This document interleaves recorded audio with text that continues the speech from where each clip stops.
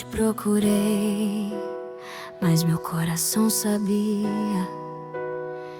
Entre tantos caminhos errados, você foi a rota que doía e curava. Eu andava em silêncio, com medo de sentir, até o dia em que seu olhar me fez ficar aqui. O tempo tentou nos separar, mas algo sempre chamava. Era como ouvir seu nome, mesmo quando você não falava. Era o som do nosso destino tocando dentro de mim, mesmo longe, mesmo em pedaços. Era você o fim. O mundo gritava tão alto, mas eu só ouvi você. Quando o amor é destino, ele sempre sabe onde chegar.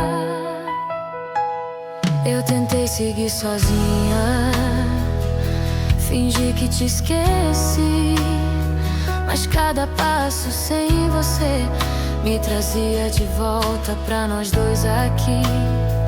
Você chegou sem promessas, sem juras pra sustentar, só ficou, e isso foi tudo que meu coração precisava escutar. A vida muda os cenários, mas não muda o sentir. Tem amores que são eternos, mesmo antes de existir. Era o som do nosso destino tocando dentro de mim, mesmo longe, mesmo em pedaços. Era você o fim. O mundo gritava tão alto, mas eu só ouvi você.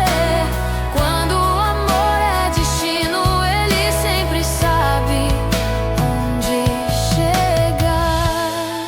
Se o caminho for incerto, eu ainda vou tentar, porque quando é destino, não tem como evitar.